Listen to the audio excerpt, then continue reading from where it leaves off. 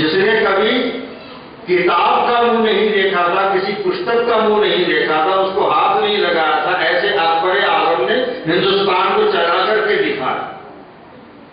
یہ تو پرشکشن ہے. تو سدبدھی کی اچھا بھی تھی، اور اچھا کرو گے تو آج نہیں، کل نہیں، پرسوں پرسوں نہیں، ترسوں نہیں، نرسوں اللہ تعالیٰ ضرور دے گا. کہ میں خود بھی بنیادی طور پر دینی علوم پڑھا ہوں، یہاں تک کہ میری اردو کی تعلیم جو ہے وہ بھی بالترتیب نہیں ہوئی ہے، بہت ہی پریکٹیکل ہوئی ہے. اللہ سلامت رکھے ہمارے استاد کو، تو انہوں نے دیکھا کہ یہ بچہ کتنا ذہین ہے، کتنی اس کی عمر ہے، کتنا وقت ہے، اس کو کس ڈھنگ سے پڑھایا جائے، اس طرح سے انہوں نے پڑھایا. اور میں آپ لوگوں کی دعاؤں سے گجراتی میڈیم سے سرکاری اسکول میں سے 5ویں پاس ہوں، اتنا تو پڑھا لکھا ضرور. میں نے اسکول میں قدم تو رکھا، ایسی تو کوئی بات نہیں.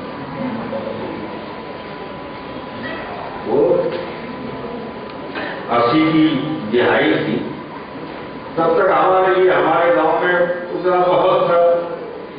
تب یہ ہوتا تھا کہ ابھیبھاوک جو ہے، والدین جو ہے، وہ بھی بچوں کی پڑھائی پہ زیادہ دھیان نہیں دیتے تھے، خصوصاً مسلم قوم میں. بچے کو کب داخل کیا جاتا تھا اسکول میں؟ جب دنیا بھر کی بھیاڑے لے کر آئے، گھر میں کب ٹراؤزر توڑ دی تو ابا یا بڑا بھائی جو ہے ہاتھ پکڑ کر سیدھا ہیڈ ماسٹر گئے. آپ کا کیا کہتے ہیں، برتھ سرٹیفکیٹ بھی اس کی ضرورت نہیں پڑتی، اس میں نام لکھ دیتے تھے، کسی کی کلاس میں جاتے تھے.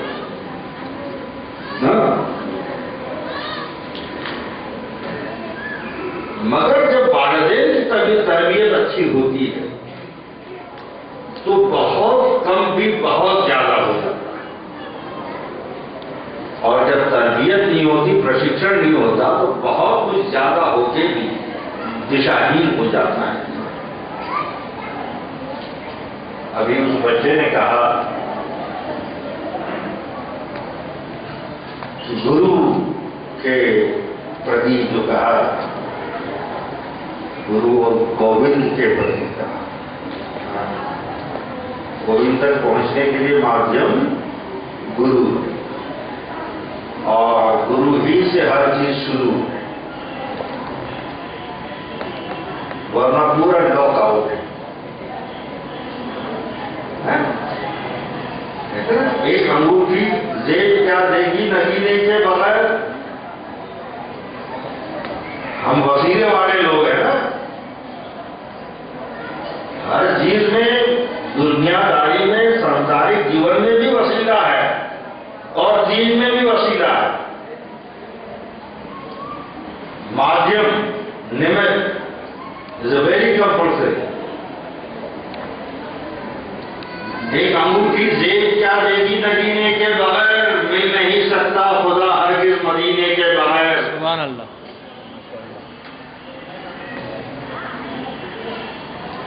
اس لیے سب سے پہلی گرو جو ہے وہ آدمی کی ماں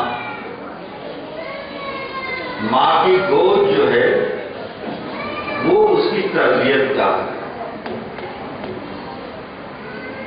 کیونکہ وہ آدمی سے آدمی پیدا ہوتا ہے اور اس کی گود اسے انسان بناتی ہے. اور انسان کون ہے؟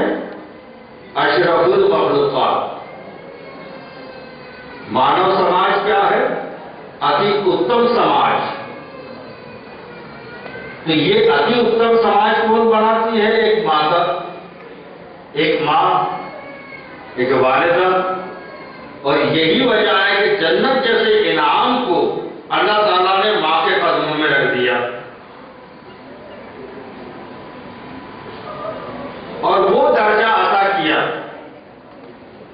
کہ ایک شخص جو ہے خانہ کعبہ کا طواف کر رہا تھا. یہاں پر جو بھی ادھیاپکائیں ہیں، شاید میری بات ان کے سمجھ میں نہ آ رہی ہو، سمجھنے کی چیسٹا نہ کرے، کشٹ کرے، کشٹ ہوگا اس خانہ کعبہ کا طواف کر رہا تھا، اس کی والدہ اتنی ضعیف تھی، بیمار تھی کہ ایک قدم چلنا بھی دشوار، کھڑا رہنا بھی دور۔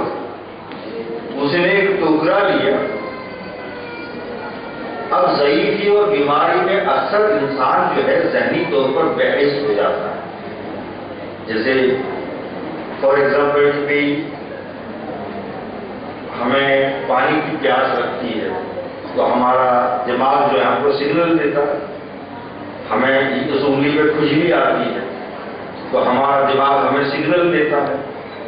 وہ یا تو دماغ دیر سے سگنل دیتا ہے یا نہیں دیتا۔ یہ ورد اوستھا میں اکثر ہوتا ہے، جو اتی ورشٹھ ناگرک ہیں ان کے ساتھ اکثر ہوتا ہے۔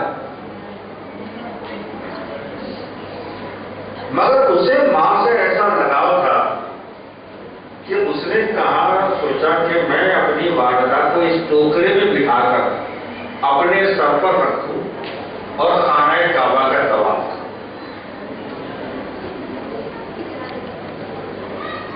اور کیا اس نے خانہ کعبہ کا طواف کیا۔ اور چونکہ وہ بالکل ضعیف نہ تھی، جاگی ہوئی حالت میں بھی بے ہوش تھی، انہیں پتا نہیں چلا اور ان سے نجاست ہو گئی، پیشاب ہو گیا۔ اب چونکہ وہ ٹوکرا تھا، وہ تو جگہ جگہ سے لیکیج ہونا ہی ہونا ہے۔ وہ پورا پیشاب جو ہے اس کے بیٹے کے سر پر اور جسم پر آیا۔ اس کے دل سے کہیں یہ خیال گزرا کہ آج میں نے اپنی ماں کا حق ادا کر دیا۔ یہ خیال گزرتا تھا، اور عالم الغیب جو دلوں کا حال جانتا ہے، رب العالمین کی طرف سے نظائر حاصل ہوئی، آکاش وانی ہوئی کہ تو یہ سوچتا ہے کہ آج تیری ماں کا حق ادا کر دیا؟ نہیں، صرف ایک رات کہ جب بستر میں اپنی والدہ اپنی ماتا کے بازو میں تو سویا ہوگا اور تو نے پیشاب کر دیا ہوگا، رات کو ماں اٹھی ہوگی، بستر گیلا ہوگا، اور اس نے یہ سوچ کر کہ میرے بچے کو گیلے بستر میں سردی لگ جائے گی، اور اپنی سوکھی جگہ پر تجھے سلایا اور تیری گیلی جگہ پر وہ سو گئی، اس ایک رات کا حق بھی ادا نہیں ہوا۔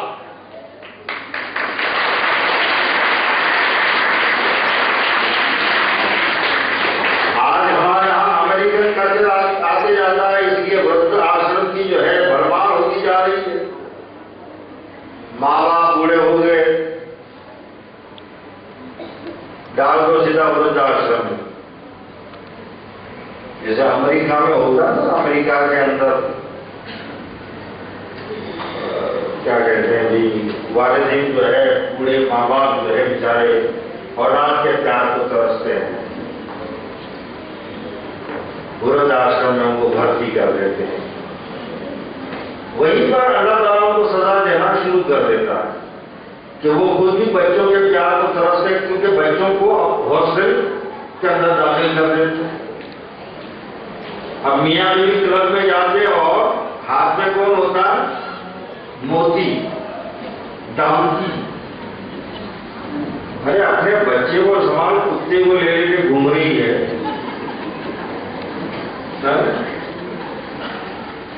حق تو اس کا ہے بیچارے، یہ تمہارا فیشن نہیں ہے، یہ اللہ کی مار ہے تم پر، کہ جو رستے میں بھونکنے والے تمہارے گود میں راج کر رہے ہیں، اور جو تمہاری گود میں پلنے والے وہ ہاسپٹل کے اندر ہیں۔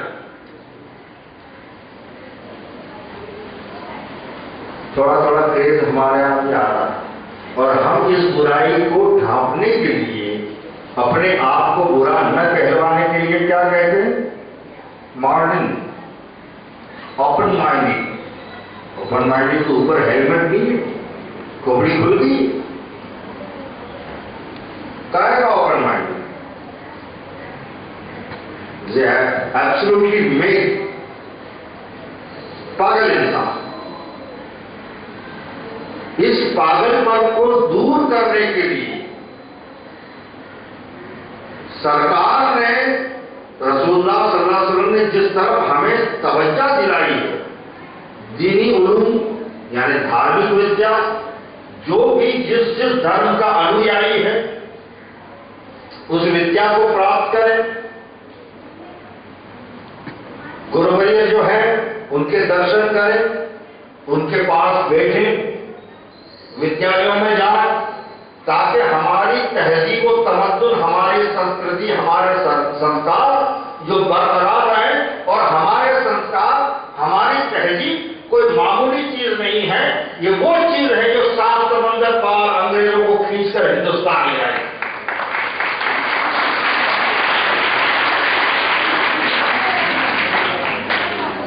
را مٹیریل وہ ہمارا لے گئے، ماڈل اپنا پہنا دیا، اور اسی کو ہم نے یوز کر کے اپنے آپ کو اپنے منہ یا مٹو اپنے پیٹ پر دبانا شروع کر دیا ہے، اور ہمیں اپنی خبر نہیں، وارے فیشن۔ تو میں یہاں پر اپستھت جو بھی مدرسی، اساتذہ، ادھیاپکائیں، ادھیاپک، گروریہ جو ہے، ان سے ونمر ونتی کرتے ہوئے، واجبانہ گزارش کرتے ہوئے کہ بچوں کو تعلیم اور ودیا تو ضرور دیں، مگر آدھیاتم کو، تصوف کو، صوفیزم کو مد نظر رکھتے ہیں، کیونکہ یہ صوفیزم ہی ہے، آدھیاتم ہی ہے کہ جو انسان کو انسان سے جوڑ سکتا ہے۔ کیونکہ آج تو کچھ لوگ ایسے وائرس پیدا ہو گئے ہیں کہ ہمارا جو گنگا جمنی دیش ہے آج زمینوں سے ٹوٹ رہا ہے، پانی سے ٹوٹ رہا ہے، بھاشاؤں سے ٹوٹ رہا ہے، دھرموں سے ٹوٹ رہا ہے، ذاتی اور برادریوں سے ٹوٹ رہا ہے۔ یہ 65 سال سے ہی کیوں ٹوٹ رہا ہے؟ اگر انگریزوں کے زمانے میں ایسا ہوتا تو ہم انگریزوں کو بتا نہیں پاتے، مگر انگریز ہم پر راج کر رہے ہیں یہ سمجھ کر ہمیں اپنی چیز کی قدر۔ مسلم کا، ہندو کا کبھی بھی کوئی دنگا کیوں نہیں ہوا؟ کیونکہ حقیقت میں آزادی وہی تھی۔ آج 65 سال سے بھارت سوتنتر ہوا ہے، بھارتیہ سوتنتر نہیں ہوا۔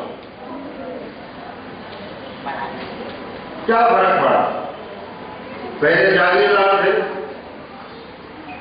وہ چلے گئے، کارپوریٹر آ گئے۔ پہلے زمیندار تھے، وہ چلے گئے، آمدار آ گئے۔ پہلے مہاراجا تھے، وہ چلے گئے، حالدار آ گئے۔ پہلے سلطان تھے، وہ چلے گئے اور منتری آ گئے۔ بات تو ایک ہی ہے کہ بھارت کے اندر کوئی کرانتی وانتی نہیں آئی۔ بھارت میں 1947 میں صرف ستا ہستانترن ہوا ہے، تبادلہ اقتدار۔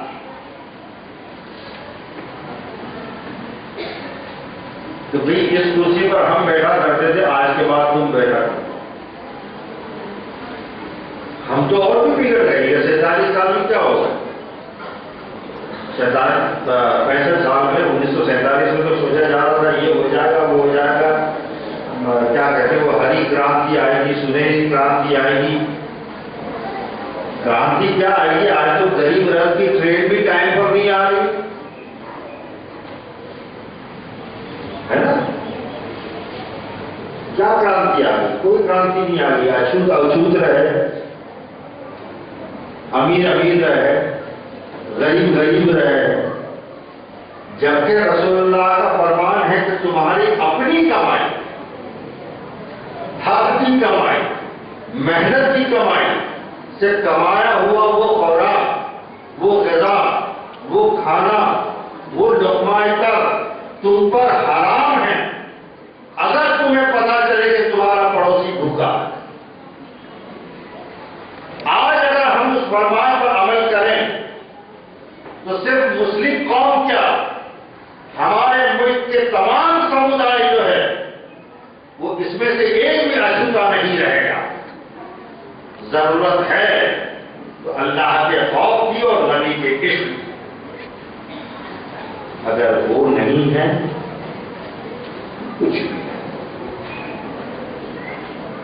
رسول اللہ کے عشق کے بغیر اللہ کا خوف پیدا نہیں ہو سکتا۔ اور رسول اللہ تک جانے کے لیے رسول اللہ نے خود فرما دیا، انا مدینۃ العلم وعلیم بابها۔ آپ اگر قوالی کا شوق رکھتے ہیں تو ایک اور سنا ہوگا، من کنت مولا فعلی علی مولا، میں اس کا مددگار ہوں جس کا مددگار علی ہے۔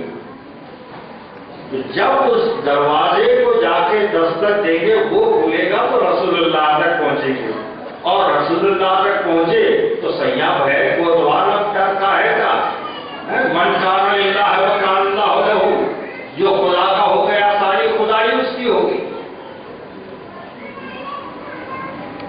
سید راج علی چیریٹیبل ٹرسٹ، اس سنستھا کو ہم نے یہ نام دیا، اس کی وجہ یہی ہے کہ کوئی پارشلٹی نہ ہو، کوئی بھید بھاؤ نہ ہو، کوئی امتیاز نہ ہو، نہ ذات و برادری میں ہو، نہ زبان و لسانیت میں ہو، نہ مذہب کے اندر ہو، نہ فرقوں کے اندر ہو۔ آج سے تھوڑی دیر کے لیے میں یہ کہہ دوں کہ مسلمانوں ہی کو لے لیجیے، کتنے فرقے ہیں؟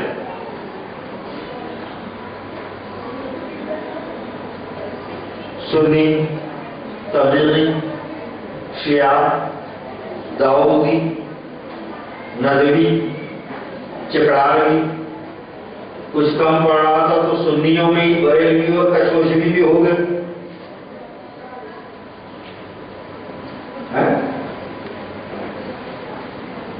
مگر یہ بتاؤ کہ امریکہ میں جب ہم جاتے ہیں تو ہمارے پاسپورٹ پہ نیشنلٹی میں کیا لکھا ہوتا ہے؟ انڈین۔ پاکستان جاتے ہیں تو انڈین، حج کرنے کے لیے جاتے ہیں انڈین۔ اب ہم کہیں مہاراشٹر سے ہوتے ہیں تو کہیں گجرات سے ہوتے ہیں، کہیں بنگال سے ہوتے ہیں تو کہیں بہار سے ہوتے ہیں، کہیں یو پی سے ہوتے ہیں تو کہیں ہماچل پردیش سے ہوتے ہیں۔ وہ نہیں لکھا ہوتا، کیوں؟ کہ ہم گجراتی ضرور ہیں، ہم مراٹھی ضرور ہیں، مگر یہ سب بننے کے لیے ہمیں پہلے ہندوستانی بننا پڑے گا۔ تو آج اگر کوئی سنی ہے، آج اگر کوئی شیعہ ہے، آج اگر کوئی تبلیغی ہے، آج اگر کوئی دیوبندی ہے، تو اسے دیوبندی بعد میں، سنی بعد میں، شیعہ بعد میں، پہلے مسلمان بننا پڑے گا۔ گرد عید کی مسجد بنا کر اللہ کو کیا خوش کرو گے؟ تم خود خوش نہیں رہ سکتے۔ اور آج ہے، دکھ رہا ہے، محسوس ہو رہا ہے، نہیں ہو رہا، ہوگا بھی۔ مساوات و یکجہتی، سمانترتا اور ایکتا جو نبی کا فرمان ہے، اگر اس کو چھوڑ کے کام کرو گے تو میرا کہنا یہی ہے کہ یہ سنت کا نام دیا گیا، ایک ولی کا نام دیا گیا، تو اس کی زندہ مثال ہے۔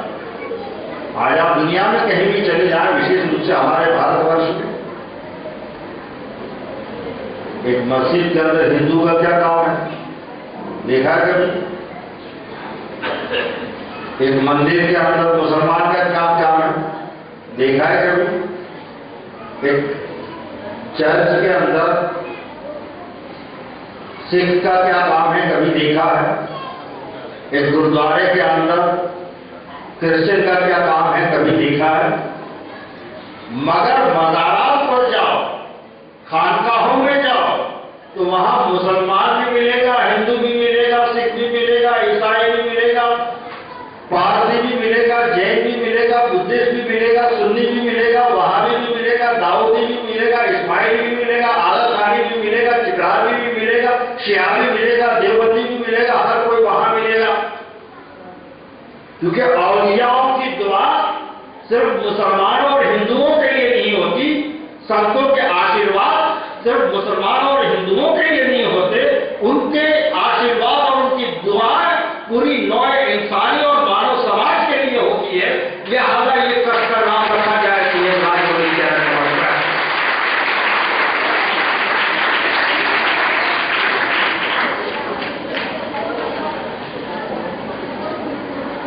میرے ساتھ میں ہمارے والنٹیئرز بھی آئے ہیں جو بڑے سکریہ ہیں ہمارے ہیڈ آفس کے، سعید شیخ، انور شیخ، شیخ صادق صدیقی۔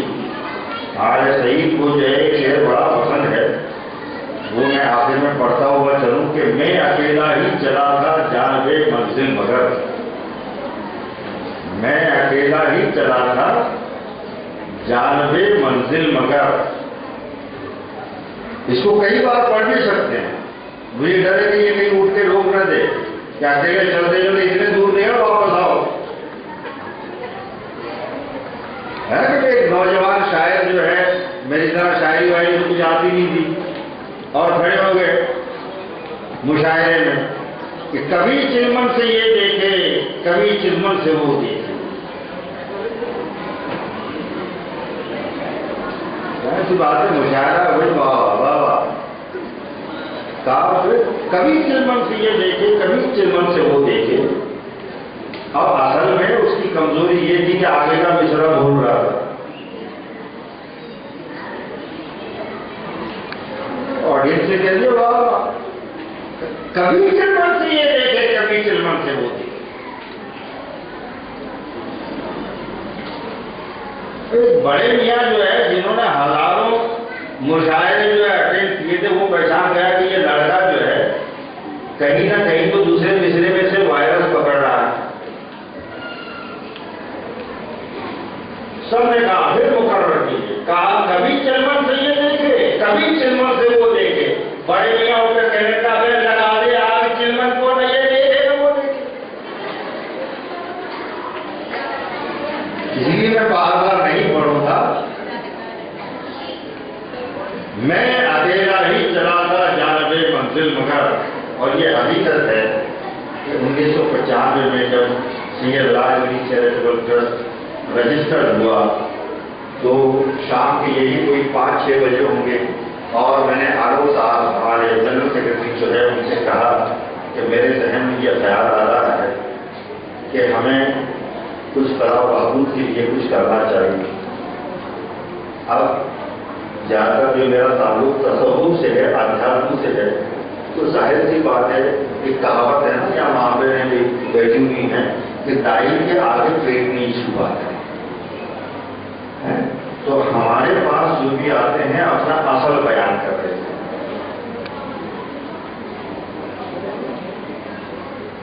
سنستھائیں تو بہت ساری ہیں، لوگ جا کے مانگتے ہیں، اللہ کسی کو کسی کا محتاج نہ کرے۔ کچھ لوگ ایسے ہیں کہ جو جن کی ریپوٹیشن کہ یہ بہت غریب ہے، تو لوگ جا کے خود کہتے ہیں، جو دانویر ہوتے ہیں وہ خود کہتے ہیں کہ تمہیں کچھ چاہیے۔ مگر یہاں پر ایسے لوگ آتے ہیں کہ جن کے ہاتھ میں موبائل ہے مگر بجلی کے لیے پیسے نہیں، آنگن میں بائک کھڑی ہے مگر پیٹرول کے لیے پیسے نہیں، گھر میں کلر ٹی وی ہے مگر کیبل آپریٹر کا کرایہ بھرنے کے لیے پیسے نہیں۔ اچھے دن چل رہے تھے تو زیادہ فیس والی اسکول میں ایڈمیشن کرا دیا، اللہ کی کیا مسئلہ ہے کہ برے دن آ گئے۔ اب ایسے لوگ کہ جن کے گھر سے زکات نکلا کرتی ہو، جن کے جیب سے دوسروں کے لیے امداد بھی نکلا کرتی ہو، ایسی ریپوٹیشن جن کی ہے وہ کہاں جا کر دست طرف دراز کرے گا؟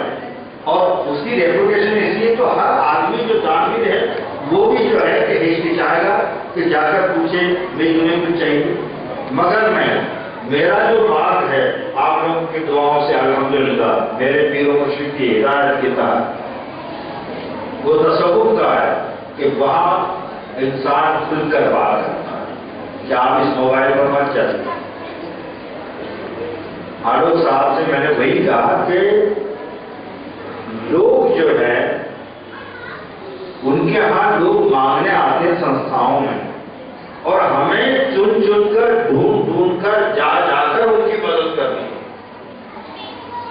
और इसका बुनियादी पहलू ये रहेगा कि जो व्हाइट कॉलर है, कि जिनकी पहचान एक भ्रमित कर देती है, जो अपने हालात को बयान नहीं कर सकते, हम सबसे पहली प्रायोरिटी उसको देंगे।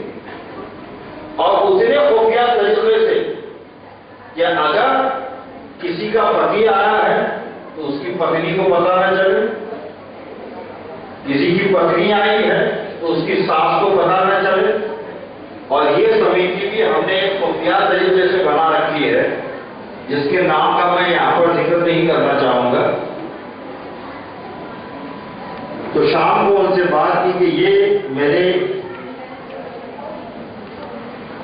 विचार में है और मुझे इस बात का एहसास भी है, कोई भी अच्छा काम करना हो तो एक से दो हाथ में हो आप नहीं कर सकते। अच्छे काम के लिए हजारों हाथ, बुरा काम करना हो तो एक सेकंड की बात, एक हाथ काफी है। ये इमारत अगर बनानी है, हजारों किस्म का मटेरियल, सैकड़ों मजदूर, पता नहीं कितने दिन, कितने हफ्ते, कितने महीने, कितने साल, मगर किसी इमारत को तोड़ देना हो तो एक बुलडोजर का आधा घंटे का काम। तो कुछ कॉन्क्रीट करना है, कुछ सकारात्मक करना है, कुछ मुस्बित करना है, कुछ बेहतर करना है, तो तुमने मेरा साथ देना होगा। और वहीं पर शाम रात 9 या 10 बजे हमारे अभिषेक साहब आए और हमारे मरहूम तस्वीर हुआ करते थे, वो आए। उनसे भी मैंने यही बात कही